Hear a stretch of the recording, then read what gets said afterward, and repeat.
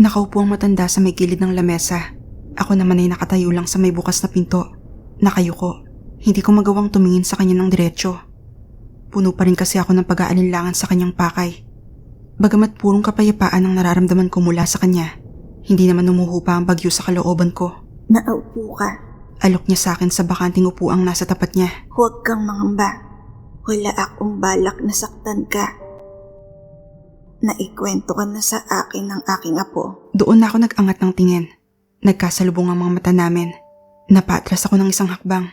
Paano mo? Nauutal sa kaba kong sabi. Paano mo nalaman ang pangalan ng nanay ko? Gumamit ako ng pagtatawas. Nalaman kong ikaw ang babae sa lumang kwento ng aming angkan. Kwento tungkol sa isa sa aming mga ninunong umibig sa isang vampira. Sa totoo lang, di ko inaakalang talaga palang mangyari ang kwentong iyon. Nakaramdam ako ng pagkamangha at kuryosidad mula sa kanyang kalooban. Ngunit nangingibabaw pa rin ang pagiging payapa ng kanyang damdamin. Di ko nga rin mapigilang mamangha. Bihira lang kasi ako may makasalubong na ganoong tao. Si Rafael, si Lorena, nasan sila? Nauutal ko pa ring tanong. Nagpapahinga na ang mag-ina. Masyadong mahaba para sa kanila ang araw na ito. Bumuntong hininga ang matanda bago ako muling inalok. Sige na, umupo ka na. Mag-usap tayo. May hindi tama sa nangyayari sa anak ko. Hindi ko makita gamit ang pagtatawas lang. Pero baka may alam ka. Unti-unting humupa ang pag-aalinlangan ko. Lumapit ako sa mesa nang di sinasara ang pinto. Iniisip si Lorena habang humahakbang. Gumuhit ang lungkot at pangamba sa puso ko para sa babaeng naging mabuti sa akin. Ang babaeng nawala sa katinuan ng mamatayan ng asawa. Nilapag ko sa gilid ng upuan ng dala kong sako ng basura. Tahimik akong umupo. Kung kanina ay hindi ako makatingin sa matanda, noong sandaling yon ay hindi ko na maalis ang mga mata sa kanya. Siya naman ang nakapikit habang nakasandal sa kinaupuan. Ilang sandali kaming walang kibuan. Siya ang bumasag sa katahimikan, kasabay ng muli niyang pagtingin sa akin. Ako si Amparo. Siguro ay nalaman mo ng anak ko si Lorena at apo ko si Rafael. Ako ay kaapu-apuhan ng kapatid ng iyong lola na si Lucita. Pwede ko bang malaman ang iyong pangalan, Iha? Mara. Ako po si Mara, Lola. Ngumiti ang matanda sa akin. Napakaaliwalas ng ngiting iyon. Ngiti na, sana, naramdaman ko kay Lola Lucita. Pero tanggap ko nang hindi mangyayari yon. Mabuti na lang at naramdaman ko iyon mula kay Lola Sulag. Lola, ano po ba yung sinasabi niyong kwentong nagpasalin-salin sa angkan niyo? Bigla kong tanong. Humugot ng buntong hininga si Lola Amparo. Simula niya. Kwento pa ito sa akin ng lolo ko. Sabi niya, sa angkan daw naming may dugo ng mga babaylan, may isang umibig sa isang nilalang ng dilim, sa isang vampira. Yun nga ay si Lorena, ang anak ni Lucita. Si Lucita na nagmula rin sa nasabing angkan, pero hindi nagawang buhay ng pagkababaylan sa kanyang kalooban. Patuloy pa ng matanda, bata pa lang daw si Lola Lucita ay puno na ito ng inggit sa kapatid niyang isang babaylan. Siya naman mismo ay hanggang pang-albularyo lang ang kayang gawin. Panggagamot at simpleng mga pangontra sa mga itim na elemento. Isang araw nga ay natuklasan ni Lola Lucita ang pag-iibigan ni Nanay Leonora at Tatay Inigo. Nalaman niyang isang vampira si tatay, kaya naman tutol siya sa relasyon ng dalawa. Subalit sadyang masidhi ang damdamin ng mga magulang ko para sa isa't isa. Nagtanan sila, nagpakalayo-layo papunta sa lugar na hindi masabi ni Lola Lucita noong una. Gumulong ang mga araw, linggo at buwan. Hindi bumalik si Nanay Leonora. Hanggang sa sumapit ang halos 4 na taon, doon na umuwi ang nanay ko. Nagdadalang tao, umiiyak. Sinabi raw nito kay Lola Lucita, napatay na si Tatay Inigo. Napatay sa nangyaring kaguluhan sa kanilang lugar. Muling tinanggap ni Lola Lucita si nanay, sa kondisyong ipapalaglag ang bata sa sinapupunan nito. Hindi sumang-ayon si nanay. Gayunpaman, ay pinilit pa rin siyang painumin ng kung ano-ano ni Lola. Demonya talaga. Alam na alam ko ang ugali niyang yon dahil ganun din mismo ang dinanas ko sa kanya. Mabuti na lamang at malakas ang kapit ko nagawa kong mabuhay. Ang kapalit nga lang ay pumanaw si Nanay Leonora nang isilang ako. Sinabi ng mga magulang ni Lola Lucita na sila na lang daw ang magpapalaki sa akin. Tutal, ayaw naman sa akin ni Lola. Ang kaso, katakatakang tumanggi ang matanda. Sa halip ay umalis ito dala ako. Kung saan siya pumunta, wala nang nakakaalam. Hindi maintindihan ng angkan natin kung bakit hindi ka nalang iniwan, Lucita. Hindi tuloy nila maiwasang mangamba. Pahabol pa ni Lola Amparo. Bumuntong hininga ko. Lihim na nagtiim ang mga bagang ko. Kako, alam ko po kung bakit. Gusto niyang ibuhos sa akin ng galit at kabiguan kay Inay. Sa akin niya ibinunto ng lahat ng sama ng loob. Sa puntong iyon, ay ako naman ang nagkwento. Isinalaysay ko kay Lola Amparo kung paano akong inalila ni Lola Lucita. Kung paano niya ako inabuso at pinahirapan. Kung paano niya ibinenta ang sarili kong laman nang mabaldado ako. Pati na kung paano dumating si Tio Jeco at kung paano ko tinapos ang kademonyohan ng matanda. Namalayan ko na lang na lumapat na ang mga bisig ni Lola Amparo sa akin. Inalo niya ako, niyakap at hinaplos-haplos ang likod. Namalayan kong tuloy-tuloy na pala ang pagkikbi at pagdaloy ng luha ko. Subalit, hinayaan ko lang ang sarili. Sumandal pa ako kay Lola Amparo. Humagulgol ako ng humagulkol. Ibinuhos ang hinagpes na ibinaon ko sa sugat ng puso ko sa loob ng mahigit 200 taon. Nang kumalma ako, ay tumayo muna si Lola Amparo. Nagpakulo siya ng tubig at ipinagtimpla ko ng tsaa. Inilapag niya sa mesa ang tasa. Sinabi niya sa akin, Inumin mo yan at nang gumaan ng bahagya ang pakiramdam mo. Huwag kang mag-alala.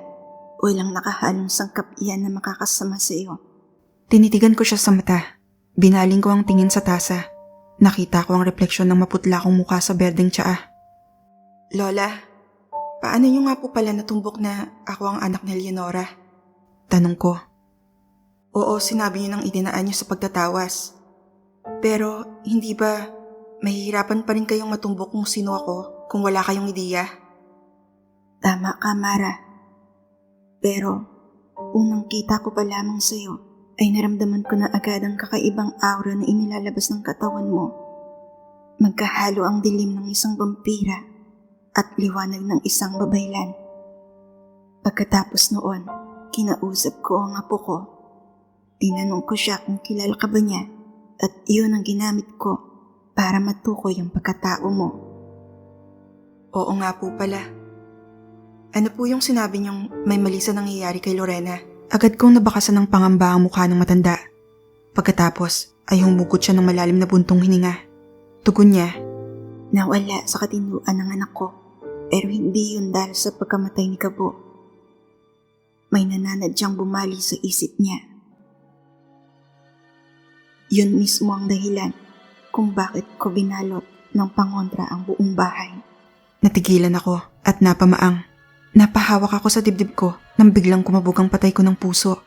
Nauutal kong sinabi kay Lola Amparo na kailangan kong makita si Lorena kaagad. Pumayag naman siya. Dinala nga niya ako sa kwarto na mag-ina. Lumangit-ngit at bumukas ang pinto ng kwarto. Madilim sa loob. Kandila lang ng altar ang liwanag. Pero pumasok ang tanglaw ng ilaw mula sa kusina. Gayunpaman ay madilim pa rin ang bandang kama. Subalit, kitang-kita ko pa rin ang natutulog na mag-ina. Noon ay nahintakutan ako nang maramdamang iba na ang tingin ko kay Lorena. Malamlam na ang nararamdaman kong init mula sa kanya. Sa mga mata ko, para na siyang isang pagkaing isinuka ng kung sino. Napaatras ako sa napagtanto. Hindi ako pwedeng magkamali. Nandito siya. Naririto lang siya sa paligid. Nakakainis. Bakit hindi ko yun naisip agad? Paano niya ako nagawang malusutan? Tumunog ang beeper ko. Binasa ko ang mensahe ni Tiriego. Subalit, di pa man rumirehistro sa utak ko ang nabasa, ay muli na akong napamaang nang may maramdamang napakalakas na presensya.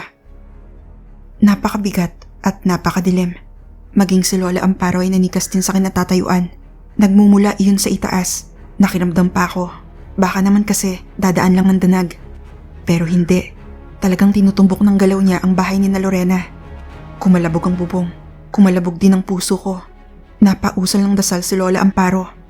Napakagulo ng isip ko nun. Pero pilit kong sinasaksak sa utak ko ang lahat ng mga pirapirasong bagay na nalaman ko. Lola, lalabas muna ako. Paalam ko sa kasama. Kailangan kong harapin ang halimaw na yan. Isa yang danag.